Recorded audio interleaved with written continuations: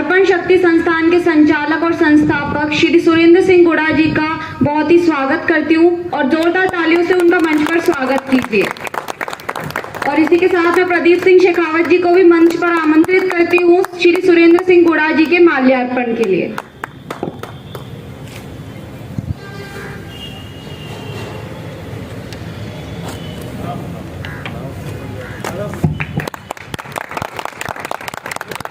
और अब इसी के साथ मैं श्रीमान सुरेंद्र सिंह गुड़ा जी से आग्रह करूंगी कि वो अर्पण शक्ति संस्थान की संस्थापना के उद्देश्यों को लेकर 2 शब्द कहें। आप सभी को मेरा नमस्कार। अर्पण शक्ति संस्थान के इस भव्य उद्घाटन समारोह में आप सभी की उपस्थिति ने हमें बहुत ही अभिभूत किया है और आपका आशीर्वाद लगातार इस अर्पण शक्ति संस्थान को मिलता रहेगा, ऐसा हम उम्मीद करते हैं। आप लोगों के विचारों को अर्पण शक्ति संस्थान अपने लिए अमूल्य मानती है और ऐसे विचारों को साथ लेकर ही इस संस्थान की स्थापना की गई है। जो आपने हमें आज इस मंच के माध्यम से सजेशन दिए हैं, जो सुझाव दिए हैं, उनको अधिक से अधिक इसमें हम कार्यरत करके और धरातलीय स्तर पर इसको लागू करने का प्रयास करेंगे। अर्पण नाम रखने का एक बहुत ही सुअवसर मिला, एक विचार आया मन में कि जब 2018 में हमने इसकी स्थापना की जयपुर के कुछ क्षेत्रों में, तो हमने एक छोटे से संगठन के रूप में इसकी स्थापना की थी, जिसमें हम कुछ वॉलंटियर्स लड़के हुआ करते थे जो अपनी क्षमताओं के अनुसार जरूरतमंद लोगों की, प्राणियों की जो सेवा कर सकते थे, उसको विचार लेकर के हमने इसकी स्थापना की थी। मगर जैसे जैसे हमें आप जैसे महानुभावों का साथ मिलता रहा, हमारी ऊर्जा और बढ़ती रही। हमें लगा कि यार इस तरीके के काम की आज समाज में इतनी ज्यादा जरूरत है। अभी क्या हो रहा था कि जितनी भी संस्थाएं एनजीओ चल रही है, वो सभी लोग अपने अपने कुछ ऐसे भाव को लेकर चल रहा है कि जिसकी वजह से इन एनजीओ की जो वास्तविकता है उस पर भी लोग शक करते हैं। उनको लगता है कि ये एनजीओ जो है वो अपने फायदे के लिए चलाते हैं, उनको कोई बहुत बड़ा मुनाफा होने वाला है, हम इनको नहीं देंगे, हम अपने हिसाब से काम करेंगे। तो हमने इस दुविधा को हटाने के लिए हमने सबसे पहले ये कहा कि जो आपके पास व्यर्थ है, जो आपके उपयोग का नहीं है, वो सामान हो सकता है, श्रम हो सकता है, बल हो सकता है, साथ हो सकता है, सजेशन हो सकता है, आपके विचार हो सकते हैं, आपका रेफरेंस हो सकता है, आपकी कोई भी ऐसी चीज जिसकी वजह से किसी व्यक्ति का भला हो सकता है, किसी प्राणी का भला हो सकता है, प्रकृति का भला हो सकता है। ऐसा कोई भी भलाई का काम जो आपके विचार, आपके जो क्षमता है, उसके हिसाब से किसी न किसी तौर पर समाज, देश और विश्व को आपके कुछ सहयोग से कुछ फायदा हो सके, ऐसा काम क्यों नहीं किया जाए। अब आप लोगों को बताते हुए बड़ा हर्ष होगा मुझे कि जब हमने इसकी शुरुआत की थी तो लोगों को जब हम ये विचार बताते थे तो उन्होंने कहता है भाई साहब देने के लिए हम लोग सब तैयार हैं, उनके पास क्षमताएं हैं, श्रम देने के लिए। कुछ कहते हैं सर पैसा नहीं है, मेरे को साथ दे लो। तो हमने कहा कि आप हमारे वॉलंटियर बनिए, आप सिर्फ हमारे साथ उन बस्तियों में चलिए जहां पर इन लोगों को आपके साथ की सहयोग की जरूरत है। आपके पास जो कुछ है उसको आप उन लोगों तक पहुंचाइए। जैसे एक मैं बात करता हूं कि एक मेडिकल प्रोफेशन का व्यक्ति ये बहुत अच्छे से बता सकता है कि आपको किस जगह पे कैसे रहना होता है, कैसी दवाई किस समय पे ली जानी चाहिए, किस दवाई को लेने से कौन सा इफेक्ट होता है, अगर आपको दवाई नहीं लेनी है तो कैसे जीवन यापन करना चाहिए, क्या स्वच्छता का ध्यान रखना चाहिए। ऐसे कैंपेनिंग हम लोगों ने छोटे छोटे ऐसी बस्तियों में चलाए जहां पर आप और हम शायद जाके खड़ा होना भी पसंद नहीं करते हैं। ऐसी बस्ती जहां पर इतनी बदबू आती है कि आप 5 से 7 मिनट में भी वहां से उठ के जाने का विचार करेंगे कि हाँ इस बस्ती में हम नहीं रुक सकते। हम लोगों ने उसको धरातल स्तर पर 2018 से शुरू किया था और 2018 से लेकर के आज 2022 तक हमने इसको इस लेवल पे पहुंचा दिया कि जयपुर में आज हम हर उस कच्ची बस्ती, उस जरूरतमंद बस्ती में जाते हैं जहां लोगों को अपने जीवन यापन के लिए हमारे और आपके वो सामान जो आपके और हमारे लिए उपयोगी नहीं है, जिसमें कपड़ा, जूता, चप्पल, दवाई, मेडिकल, जूते, मतलब जो आपको लगता है कि ये मेरे घर में मेरे उपयोग का नहीं है, हम उसको हमारे सेंटर पे लाते हैं, छटाई करते हैं, उसको छटाई करने के बाद में उसकी जरूरत के हिसाब से लोगों तक पहुंचाते हैं। जितना सामान हमारे पास आता है हम उसको पहले हम ये महीने में एक बार किया करते थे। अब आप लोगों का और जनता का इतना सहयोग मिला है कि हमारे पास इतना सामान है कि हमें इसकी स्टोरेज के लिए अलग अलग जगह पे सेंटर्स बनाने पड़ गए हैं। इतना सामान आ रहा है जिसमें खाद्य सामग्री है, कपड़े हैं, जूते, चप्पल, जो आपके पास है। अब हमारे पास ऐसा यूथ आ रहा है कि सर हम ये सब कुछ तो कर ही रहे हैं, हम आपके साथ मिलकर जो शिक्षा का क्षेत्र है उसमें भी हम काम करना चाहते हैं, हम मेडिकल प्रोफेशन में काम करना चाहते हैं। तो उन्होंने कहा कि सर आप हमारे को अलग अलग जगह पे ऐसे जगह का निर्धारण कीजिए जहां पर ऐसे लोगों को हम बिठा के बता सके कि उनको अपने जीवन को जो मूलभूत आवश्यकताएं हैं उनसे ऊपर जाके देखना होगा, तभी देश और समाज विकसित हो सकता है। अगर आपको लगता है कि आप सिर्फ खाना पीना देकर किसी श्रेष्ठ समाज को परिवर्तित कर सकते हैं, तो वो पॉसिबिलिटी नहीं है। ये हमने बहुत आसानी से और बहुत धरातल स्तर पे काम करके 4 साल से देखा है। इसकी व्यवस्थाओं को बनाने के लिए जो हमने हमारा जो प्लान और विजन बनाया है वो आज नहीं, मैं चाहता हूं कि कोई सरकार, कोई संस्था, कोई व्यक्ति अकेले अपने बल पर ये सब कुछ नहीं कर सकता। समाज में जब तक आपका सहयोग और आपका अंश नहीं जुड़ेगा ना, तब तक आपकी भावनाएं नहीं जुड़ती है। अब भावना जोड़ने के लिए हमने क्या किया कि सर आपके पास कुछ भी ना हो, आप तो सिर्फ कम से कम हमारे साथ चलिए, संडे को हमारे साथ वॉलंटियर बन जाइए। यूथ के पास क्या होता है, पैसा नहीं है, चलो सर पैसा नहीं है मेरे पास तो एक गाड़ी है, मेरे पास पिकअप है, बोले साहब एक काम करो, डीजल हम डला देते हैं, इसका सामान भर के हमारे साथ आप बांटने के लिए चलिए। वो हमारे को इतना सहयोग मिलता है कि हमें गाड़ी किराए पे नहीं लेनी पड़ती कभी भी।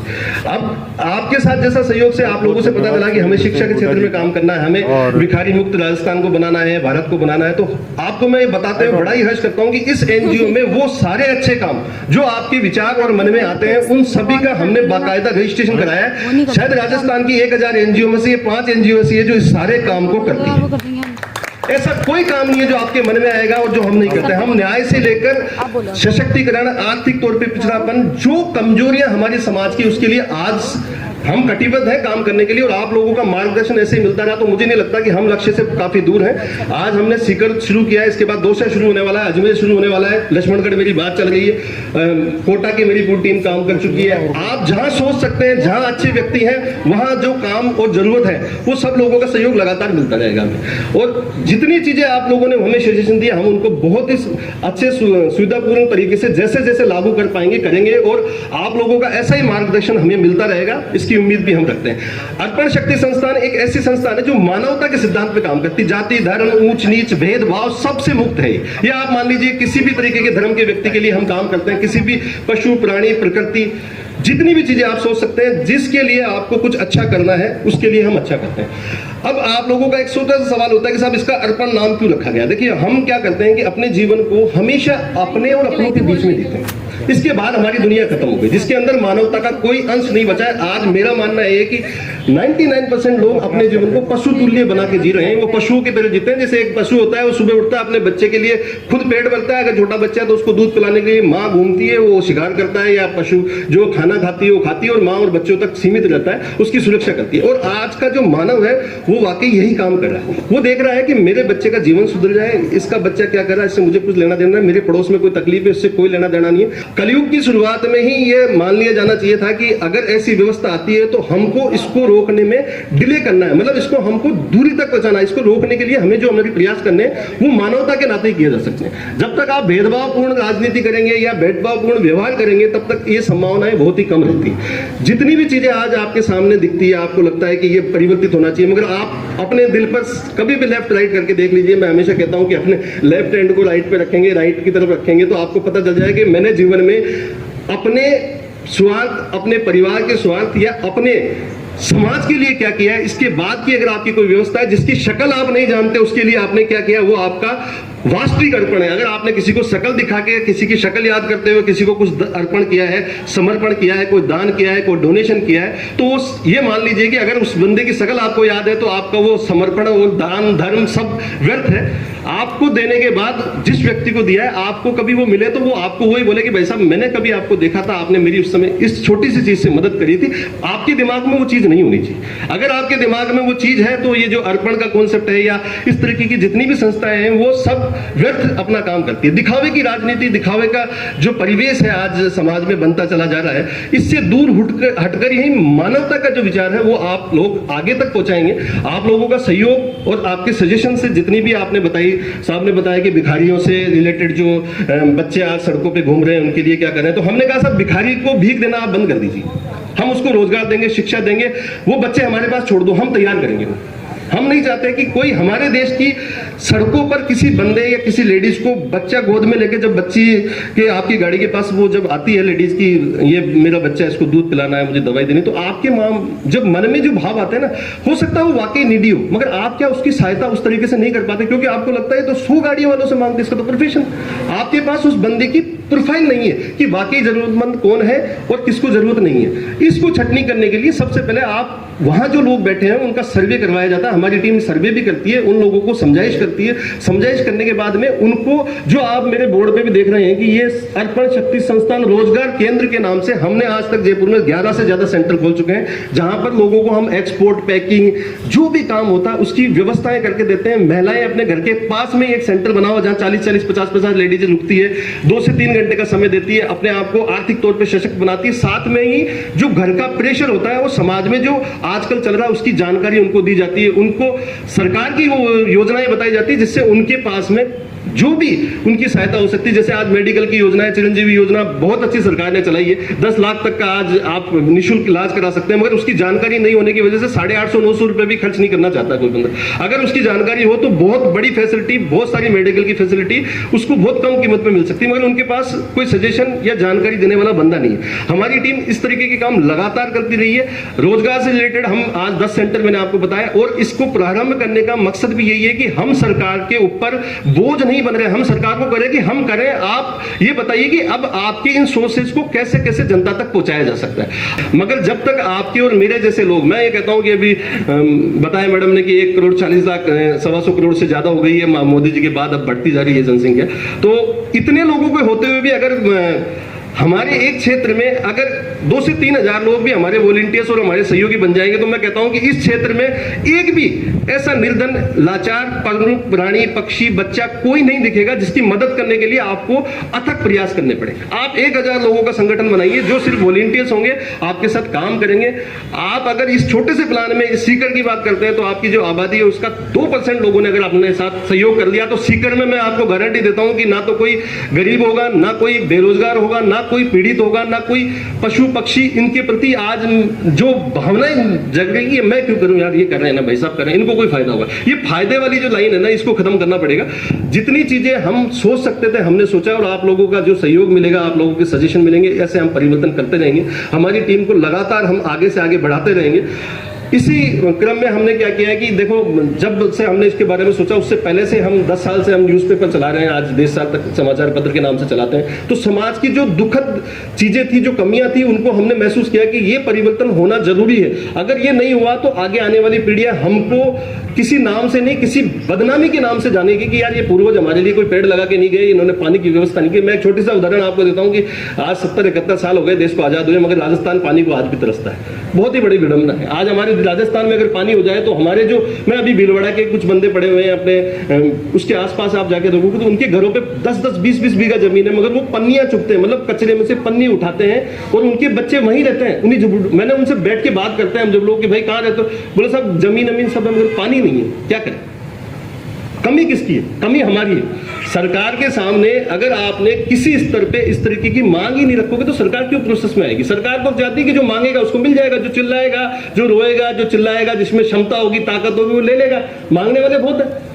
तो अब जब हमारी एनजीओ के पास में इस तरीके की रिसोर्सेज और आप जैसे लोग होंगे तो हम सरकार से भी बैठ के बात करेंगे कि हमारे प्रदेश, हमारी जनता, हमारे लोग, हमारे प्राणी, हमारी प्रकृति को हम ऐसी चीज देना चाहते हैं जो आगे आने वाले भविष्य में हमारी जो समाज है उसको एक नई धारा, एक नई विचारधारा के साथ में सशक्त बनाए। जब तक आप खुद मजबूत नहीं होंगे तो दूसरों को मजबूत कैसे कर सकते हैं? आप सोच सकते हैं कि किसी व्यक्ति ने ऐसा कहा हो कि मैं कमजोर हूं मगर मैं दूसरे की मदद कर सकता हूं। आपके सामने मैं आज खड़ा हूं, मैं कहूंगी साहब मैं तो कुछ भी नहीं देता अर्पण में और आप सभी से मांगना चाहूंगा, तो मेरे से सबसे पहला सवाल पूछा जाता है कि भाई साहब आपने क्या किया है बताओ।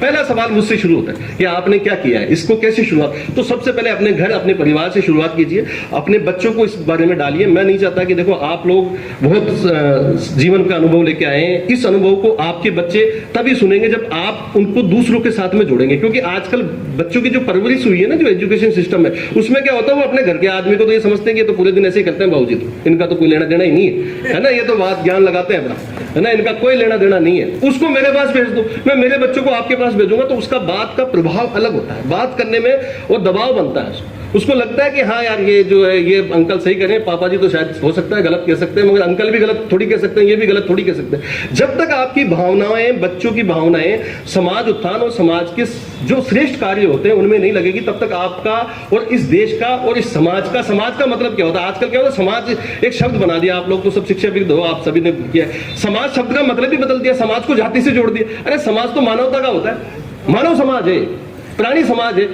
आपने उसको क्या किया, मैं राजपूत, मैं ये, इसको कहां से लिया है सब? ये तो मानव समाज की बात हो रही है, समाज तो समाज होता है। अब उसको क्या करते हैं, हमने डाइवर्ट किया। जो हमारे को 250, 2600, 2700 साल से हम गुलामी की राज करके निकल के आए, हम मानते हैं कि हम आज़ाद हैं, मेरे हिसाब से अभी तक आज़ाद नहीं है। मानसिक तौर पर आज भी हम पीड़ित हैं, मानसिक तौर पर, आर्थिक तौर पर। जब तक किसी व्यक्ति को आज़ादी नहीं मिलेगी तब तक समानता के रूप पर आज़ादी का जो सही आनंद है वो हम नहीं ले पा रहे। हो सकता है आपको पावर बहुत मिल गया हो, कानूनी सहायता मिल गई। मैं कानून के बारे में जानते ही नहीं लोग, तो आपको सहायता के क्या मतलब है। सरकार इतनी स्कीमें चलाती है, वो कागजों में निकलती है, कागजों में खत्म हो जाती है, उसका कोई अर्थ नहीं है। क्या अर्थ है उसका, क्या मूल्य है, उसको बताओ समाज में। उसका फायदा जब तक समाज तक नहीं पहुंचेगा तब तक आपकी और हमारे किए हुए जो प्रयास हैं, और जो हम आज सुबह उठने से लेकर रात तक जो टैक्स देते हैं ना, उसका सदुपयोग नहीं हो रहा है। सच्चाई यही है। आप सुबह जब उठते हो तब से टैक्स देना शुरू करते हो, रात को सोते हो तब तक आप टैक्स देते हो, चाहे आप टैक्स पेयर हो चाहे नहीं हो। आपने सुबह सुबह जब आप कोलगेट पे पहली बार अपना ब्रश पे लगाते हैं टूथपेस्ट, तो वो आप शुरुआत हो जाती है वहीं से।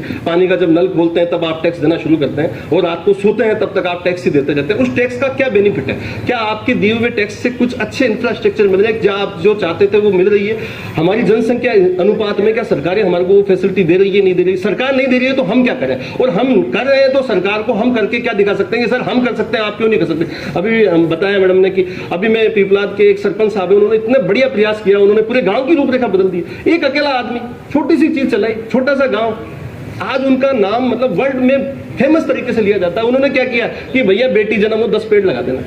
क्या करना था? प्रकृति बदल गई, पहाड़ों पे हरियाली आ गई, पानी हो गया, पानी हो गया तो रोजगार हो गया। भाई राजस्थान की प्रॉब्लम क्या है? पानी नहीं है। पानी आप दे दो, सब कुछ बदल देंगे। हम राजस्थानी जब जाके इंग्लैंड और पूरे भारत के बाहर भी हम अपना झंडा गाड़ सकते हो, तो क्या राजस्थान में नहीं गाड़ सकते क्या? वो राजस्थान में देने वाले लोग बहुत हैं, मगर सही जगह पे वो पहुंचाने वाली सिस्टम का डेवलपमेंट नहीं है, उसको आप बना नहीं पाए। तो अर्पण एक ऐसी संस्थान है जो इस सिस्टम को डेवलप करना चाहती है, इस तरीके का प्रोसेस बनाना चाहती है कि वाकई जो जिसने दिया है, जिसके लिए दिया है, वहां तक चली जाए। इस सिस्टम को चलाने के लिए जो व्यवस्था बने वो ऐसी बने कि आपको और आने वाले लोगों को ये पता रहे कि मैंने अगर 1 रुपया दिया है या मैंने ये कपड़े दिए हैं तो जरूरतमंद तक जाएंगे। इसलिए हमने बहुत ही अच्छा सिस्टम किया, इसको सॉफ्टवेयर पे लेके आए हम लोग। सॉफ्टवेयर में जाइए, आपने जो डोनेट किया सॉफ्टवेयर में जाओ, आप उसको अपलोड करिए। मैंने कपड़े दिए, मैंने चावल दिया है, मैंने आटा दिया है, मैंने चप्पल दिए, मैंने जूता दिया। उसमें क्या होता है, आपके पास ऑटोमेटिक लिस्ट जनरेट होती है। अब लिस्ट जनरेट होने के बाद में आपको ये पता रहता है कि मैंने दिया, और हमारी एंट्री जो है वो कहाँ हो गई? हमारी बुक्स में हो गई। कोई भी बंदा उसको जाकर के लिस्ट फाइनेंस नहीं कर सकता। बिल्कुल पारदर्शिता रखी गई है।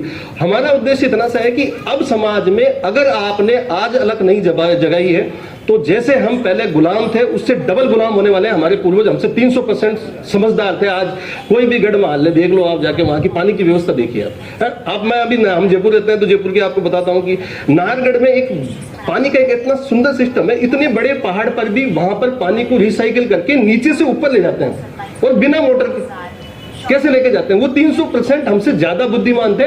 हमारी बुद्धि कहाँ चल रही है? हमारे आसपास के क्षेत्र में, और हमारे खुद के स्वार्थ और हमारे परिवार तक ही सीमित हो गए। तो विकास का जो है, जो धरा था जिसके लिए हमने ये सारी बनाई है योजनाएं, जिसकी जैसे हम मानव बन के, हमारे को भगवान ने कहा था कि बेटा जाओ नीचे कुछ अच्छा करना, और यहाँ पता चल रहा है पशु तुल्य जीवन जी रहे हैं, खा रहे हैं, पी रहे हैं, सो रहे हैं, उठ रहे हैं, दोस्ती यारी कर रहे हैं, विचार विमर्श कर रहे हैं, और घर जाके कहते हैं यार दुनिया बहुत खराब है। अरे भाई दुनिया खराब है, आपने क्या किया?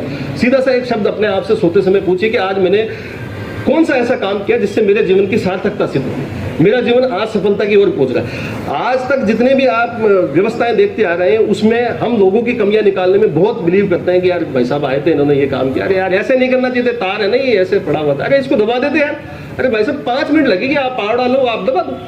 समाज में गड्ढे पड़े हुए रोड पे, हम ऐसा काम करते हैं। वाकई जब हमें लगता है कि 3 दिन में कोई सड़क सही नहीं हो रही है, तो हम जाके खुद हमारी ट्रॉली जो व्यवस्थाएं होती है उस गड्ढे को बनने के लिए 300-400 रुपए का मटेरियल आता है, उसको ले जाते हैं, भर देते हैं, काम खत्म। किसकी रिक्वेस्ट करेंगे? आपको बोलेंगे, आप कहोगे यार आप खुद कर लो। आपने बहुत अच्छा उदाहरण दिया था, अभी कहा था कि जब बच्चा बोरवेल में गिरता है तो मैंने किसी समझदार गांव वालों से मेल डाला कि सभी अपने बोरवेल के ढक्कन बंद कर दो जिससे बच्चे नहीं गिरे। अब आप बताओ बोरवेल का ढक्कन बंद करने में कितना पैसा लग जाएगा? बहुत बड़ा पैसा लग जाएगा, लाखों रुपए का खर्चा है क्या? वो बहुत छोटा सा खर्चा है। अब बोरवेल का ढक्कन बंद नहीं कर सकते, और देश और समाज की जिम्मेदारी आप सरकार को देना चाहते हैं, और सरकार से लड़ने को भी तैयार नहीं हो। सबसे बड़ी बात है, मांगने को भी तैयार, मतलब आपको बैठे बैठे ही रोटी भी बन जाए, खिल बन भी जाए, खा भी ले, और पेट में भी चल जाए और पच जाए, मतलब पचने की गारंटी भी सरकार ही दे दे।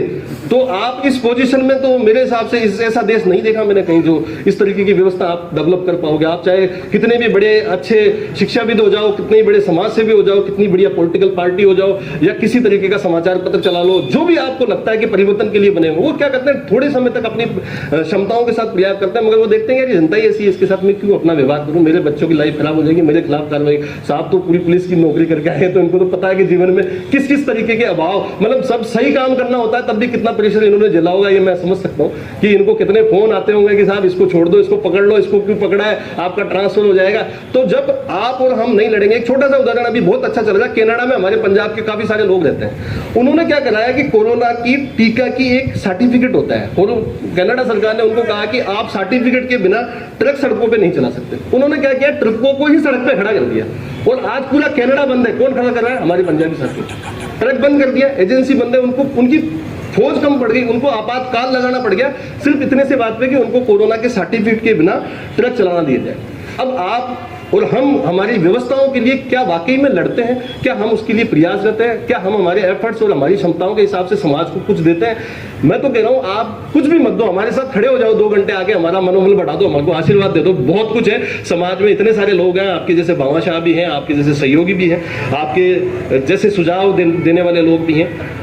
इतने सारे वर्क लिए इस संस्था ने कि आप जहां पर भी लगता है कि समाज में कोई परिवर्तन, कोई अच्छा काम हो सकता है, इस संस्था के माध्यम से जुड़कर आप लोग कर सकते हैं। आप लोगों को लगता है कि हमारा इसमें योगदान रहेगा, मैं चाहूंगा कि आप यूथ को डालें इसके साथ ही। आप अपने बच्चों को कहिए कि एक दिन, छोटे बच्चों को लेकर जाता हूं मैं, 12 से 13 साल की बच्चियां हैं, उनको लगता है कि यार मैं बहुत अच्छी जीवन जीता हूं। जो हमारे से घर पे शिकायतें करते हैं ना बच्चे, मेरे को पापा ये नहीं दिलाया, पापा मैं ये खाती, बर्गर लाओ, पिज्जा लाओ। मैंने कहा चलो बेटा एक दिन चलते हैं, बर्गर पिज्जा तुमको दिखाता हूं कैसा होता है। जब वो जाती है, जब मैं एक बिस्कुट के पैकेट के लिए 100 बच्चे लाइन खड़े लगा के खड़े होते हैं ना, तब उनको महसूस होता है कि पापा ये तो मैं कभी खाती ही नहीं हूँ बिस्कुट। और उस बिस्कुट की कीमत क्या है? उसकी कीमत बहुत बड़ी है। जब कपड़ों की बात आती है, तो जो कपड़े हमारे यहाँ रिजेक्टेड हो गए, जो अलमारियों में भरे पड़े, और उस कपड़ों के जब लगते हैं, लड़ते हैं, वो बच्चे चिल्लाते हैं, पंख दीदी मेरे को दे दो, तो उन बच्चों को फील होता है कि यार हम वाकई बहुत अच्छी जीवन दे रहे हैं, और हमारे को हमारी नैतिक कर्तव्य निभाते हुए। आज मेरी बेटी 13-14 साल की है, वो अपने कपड़ों को हमेशा तैयार करके रखती है। हर जब भी उसको लगता है कि कपड़े छोटे हुए, पापा मैं चलूंगी, मैं देखे खुद आऊंगी, क्योंकि उसके अंदर वो भावना डेवलप। आगे हम हमारे बच्चों में नहीं डालेंगे। देखो आज तक जितना भी समय चलता आ रहा है, जो समाज में आज हम सब लोगों ने जोड़ा है, वो किया है, हमने क्या किया है, एक दूसरे को एक सामाजिक बंधन के साथ साथ में एक रीति रिवाज, संस्कृति के हिसाब से एक दूसरे के ऊपर हम डिपेंडेंट है। भाई साहब के ऊपर मेडिकल से डिपेंडेंट हो, आपसे पुलिस प्रशासन से हो, आपकी शिक्षा से हो। अभी सब लोगों ने क्या करा है कि सभी अपनी अपनी दिशाओं में दौड़ रहे हैं। जब तक आपके और हमारे विचारों से मिलकर के कोई चीज नहीं बनेगी, तब तक वास्तविक परिवर्तन नहीं आ सकते। अभी हमने बच्चे को रेस्क्यू किया, आप समझ में नहीं आते बच्चे को, यहाँ से आपके पास का शिखर का बच्चा था, उस बच्चे से मैंने पूछा कि बेटा तू भाग के क्यों आया घर से? बोले पापा ने मोबाइल नहीं दिलाया, पापा ने मोबाइल नहीं दिलाया, सुसाइड कर लिया। मतलब एक मोबाइल का महत्व, तो आज हमारे पिताजी तो हमारे को पीट लिया करते थे, बेटा पढ़ाई नहीं करता, पीट के फिर जाते थे, शाम को खाना भी खा लेते थे। आज मोबाइल के लिए मना करने पर वो बच्चा 15 दिन तक इस दयनीय स्थिति में रहा, जिसको आप कहते हो कि आश्रम जैसा होता है, अपना रेन बसेरा होता है। विजय सिंह जी हमारे साथ ही बैठे हैं, उन्होंने कहा कि भाई साहब ये बच्चा इंदौर जा रहा है, इसके दोस्त ने किसी को बोला है कि तू MP आ जा, तेरे को मोबाइल और काम पर लगा दूंगा। वो लड़का वहाँ रेलवे स्टेशन पर आया, किसी ने बोला कि आप इसको यहाँ रेन बसेरे में रुक जाए, एक बेटा कल तेरे को भेजेंगे। कल भाई साहब के संपर्क में आया तो मेरे को फोन किया, भाई साहब ऐसा है। मैंने कहा भाई परिवार के बारे में पता करो, कौन कौन है इसके बाद। उसकी 2 सिस्टर है, खेती की जमीनें हैं, उसके घर पे सारा संपन्न है। बेटा भाग के क्यों आया है? एक तो पापा तंग करते हैं और एक मोबाइल नहीं दिलाते, गेम नहीं खेलने देते। मतलब उसकी जड़ देखो, गेम नहीं खेलने देते, मतलब गेम उस घर परिवार से महत्वपूर्ण हो गया। अब हम क्या दे रहे हैं, आप और मैं क्या दे रहे हैं, नेट डेटा दे रहे हैं और बेरोजगारी दे रहे हैं, साथ में हमारे पास कोई प्लान नहीं है, तो इसका कोई सिस्टम नहीं है। अर्पण एक ऐसी योजना है, ऐसी परियोजना है जो आपके आज के साथ आने वाले भविष्य की बात करती है। इतिहास को हम सही कर सकते हैं मगर बदल नहीं सकते, हम उसकी जानकारी दे सकते हैं। आप कहोगे महाराणा प्रताप महान था या अकबर, अरे महान दोनों ही हो सकते हैं, अपने अपने क्षेत्र में मानने वाले की सोच का फर्क है। कोई उसको मान मानता है, कोई किसी को मान मानता है, मगर अब वो महान थे या नहीं थे, इससे वर्तमान और भविष्य पे क्या फर्क पड़ने वाला है? इसका कोई मूल उद्देश्य क्या है? आप आज की बात करो ना कि आज उस महाराणा प्रताप की धरा पे जो वीर थे वो आज भी सड़कों पे पड़े हुए हैं, वो आज भी अपने गाड़ी लोहार है, वो उनके लिए क्या किया आपने 70 साल? आज कब से वो अपना प्रण लेके बैठे हैं? वो क्या करना चाहते हैं? उनकी क्या बेसिक जरूरतें हैं? क्या उनके लिए हम कुछ मिलके अच्छा काम कर सकते हैं? क्या पर्यावरण, क्या पक्षियों के लिए आपने कुछ किया है? आज भूरैया एक छोटा सा पक्षी होता है, हमने अभी बीच में वो चलाई, एक छोटी चिड़िया आती थी जो आपकी आज देखा है कहीं आपने दिखती नहीं, क्योंकि आपने सारी दीवारें कंक्रीट की बना दी है, उसकी घोंसले बनाने की जगह नहीं है। अब वो ना अंडे दे सकती, अंडे ही नहीं देगी तो पक्षी और चिड़िया कहां से? अब वो चिड़िया क्या करती थी, आपके जितने भी मच्छर कीट पतंगे होती थी उनको खा लेती थी। सिस्टम को बना रखा था, इकोनॉमी को वो चलाता था, जो बना रहा था इकोसिस्टम उसको कवर कर रखा था। कुछ भी नहीं है आपके पास, आपने उसको लिए जगह नहीं दी, वो मरने लगी। आज भूरैया के संरक्षण के लिए हम लोग छोटे छोटे बॉक्स बना रहे हैं जिसमें तो कुछ प्लास्टिक के होते हैं, कुछ जो वेस्टेज होता है फर्नीचर वालों के पास पड़ता है उसको ठुकाई करके हम लगाते हैं, उसको घरों पे देते हैं। सुंदर बनाना पड़ता है, सुंदर बनाना पड़ता है। अगर हमने वो घोंसला जैसा बना दिया तो कोई लगाएगा नहीं। अब उसको क्या झोपड़ी का शेप देते हैं, हट बनाते हैं, उसके हिसाब से उसको देते हैं तो वो लगाने को तैयार है। कितनी सारी चीजें हैं जिसके लिए मैं आपको दिन रात बताता रहूंगा तो भी कम है। कितने सारे प्रयास है, इतने सारे सहयोग है, इतने सारे साथ हैं, और इतना मैं विश्वास करता हूं कि आज हमारी धरा राजस्थान ही नहीं पूरे भारत में बहुत अच्छे लोग रहते हैं, उनकी सभी की विचारधाराएं बहुत अच्छी। हमारे को सिर्फ 2% लोगों की जरूरत है, इतने में से ये 2% लोग सारे भारत को बदलने की क्षमता रखते हैं, ये मैं मानता हूं। क्योंकि हर व्यक्ति हर चीज को नहीं कर सकता, कुछ व्यक्ति कुछ अच्छे कामों के लिए कुछ भी देता है, समय देता है, धन देता है, सहयोग देता है, विचार देता है, जो आपके पास है वो देता है। तो हम लोग आज से ही नहीं, आज से आगे आने वाली पीढ़ियों को बहुत कुछ दे पाएंगे। मैं तो ये कह रहा हूँ कि आप अपने क्षेत्र में सिर्फ छोटी सी मुहिम चलाना, अभी हम जयपुर में शुरू करने वाले हैं। हर घर एक मटका एक अभियान चलाने वाले हैं। हर घर के पास, जहाँ बाजारों के पास में लोग शॉपिंग करने जाते हैं, आप 2 मटके पानी के रख तो भर दिया करो, क्या फर्क पड़ता है। 2 मटके बनने, सफाई करके धुलाई करके। मगर मैंने जयपुर जैसे शहर में देखा कि बच्चे पानी के लिए तरसते रहते हैं, पानी नहीं है उनके पास पीने के लिए, क्योंकि वो शॉपिंग करने जाते हैं, लेडीज को टॉयलेट नहीं मिलता और बच्चों को पानी नहीं मिलता। ये सबसे बड़ी विडंबना है। वो क्या करेगा, बच्चा बोतल खरीदेगा, ये बोतल पानी। अब ये मैं कह रहा हूँ, इसको बोतल को 20 रुपए का खरीदा आपने, मेरे संस्था के जैसे लोगों से खरीद के 10, 20, 30 रुपए में मटके रखवा दो, आपको बोतल खरीदना बंद कर देगा। और ये बोतल तो बीमारी का घर है, एजुकेशन नहीं है, संसाधन नहीं है। तो हम जैसे और आप जैसे लोग जब मिलके इसको काम करने लगेंगे ना, तब जाके परिवर्तन आना संभव है। और आप लोगों ने बहुत ही अच्छा सजेशन दिए हैं, और मैं उम्मीद करता हूँ कि सीकर के इस सेंटर के थ्रू अभी हमारा प्लान और है, अभी हम भव्य प्रोग्राम रखेंगे। हो सकता है, देखो गाइडलाइन कोरोना की अभी खत्म ही हुई है, जिसकी वजह से हम भव्य प्रोग्राम भी नहीं रख पाते। कल भी हेमंत जी का मेरे पास फोन आया था कि सर 50 लोगों को बुलाऊं कि 100 को बुलाऊं, तो मैंने कहा आप गाइडलाइन खत्म हो गई है, मगर दिमाग में भी कोरोना नहीं गया। दिमाग से जिस दिन जाएगा उस दिन भीड़ बुलाना, समझ रहे मेरी बात। जब तक दिमाग में है तब तक किसी भीड़ को बुलाओगे। हो सकता है आपके कार्यक्रम पे आने से किसी बंदे को छींक आ गई तो वो आपको दुआ नहीं बददुआ दे देगा, यार वो क्या पता हेमंत जी ने इन्वाइट किया था, उस वजह से मेरे घर में ये प्रॉब्लम हो गई या मैं बीमार हो गया, जबकि होनी थी, वो संभावनाएं थी। मगर वो क्या, हमारे जो विशेषता है ये है कि हम समाज को जो दे सकते हैं उसी स्तर से भी लेना जानते हैं।